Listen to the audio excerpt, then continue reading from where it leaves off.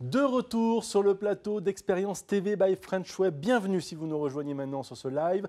Nous sommes donc en direct de Microsoft. Oh, je vais y arriver. Ouf, ça, j'accroche. Microsoft Experience 2018.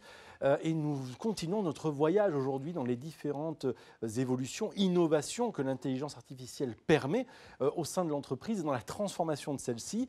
Nous avons parlé tout à l'heure de relations clients. Maintenant, on va parler peut-être de relations entre employés, entre salariés dans l'entreprise, la notion de collaboration. La collaboration, c'est un sujet, un vieux sujet dans les entreprises et manifestement, il y a encore du travail dessus parce que justement, la collaboration, elle évolue et puis les technologies telles que l'intelligence artificielle font aussi évoluer ces modes collaboratifs. Et j'ai pour me rejoindre maintenant avec, sur ce sujet, Laurent Camus. Bonjour. Laurent Camus, vous êtes responsable, enfin chef de produit, très exactement, chef de produit sur le produit Teams. Qu'est-ce que c'est que Microsoft Teams ?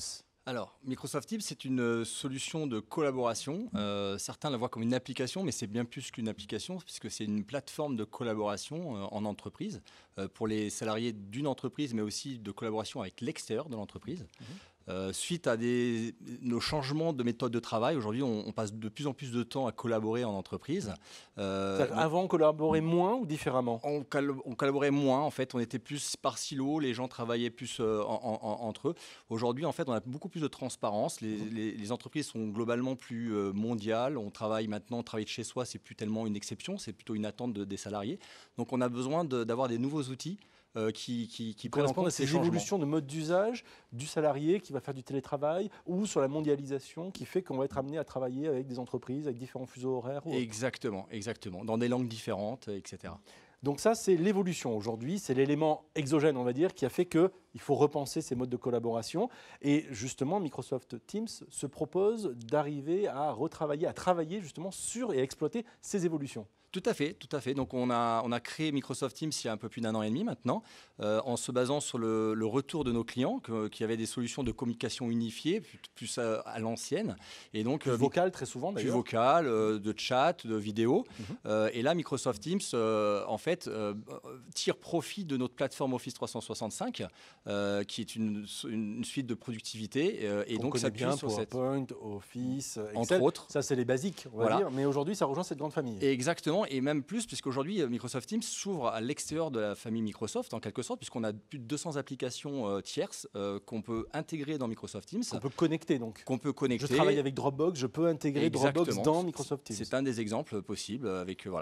Donc, c'est vraiment une ouverture aussi vers l'extérieur sur des solutions plus métiers que nos clients auraient déjà déployées.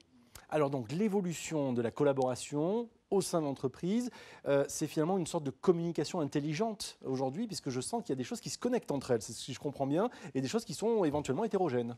Tout à fait, tout à fait. En fait, Microsoft Teams s'appuie vraiment sur Office 365 et vous savez probablement Microsoft 365 apporte beaucoup d'intelligence artificielle, de machine learning, et donc on tire profit aussi de ça à travers Microsoft Teams.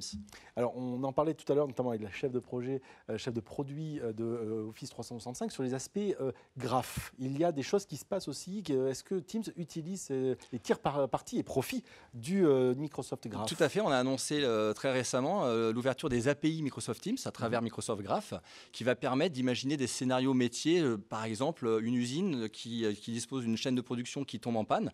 On peut imaginer des scénarios automatisés, qui vont permettre d'appeler des personnes, de les mettre directement dans des réunions audio, vidéo, en poussant du contenu pertinent par rapport à la panne qui s'est passée, par exemple, dans l'entreprise. Alors, juste pour expliquer bien cette notion de graphe, on la connaît des fois dans les réseaux sociaux.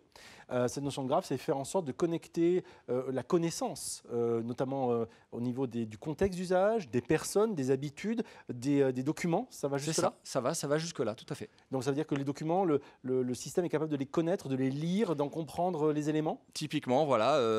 Donc c'est ce qu'on appelle l'intelligence artificielle, mais c'est dans un contexte particulier. Microsoft c'est rendu Teams, possible grâce à l'intelligence artificielle. Exactement. Va me pousser des informations, en fait, des documents qui sont pertinents par rapport à mon contexte, par rapport aux réunions que j'ai dans ma journée ou aux personnes avec qui j'échange ou je collabore.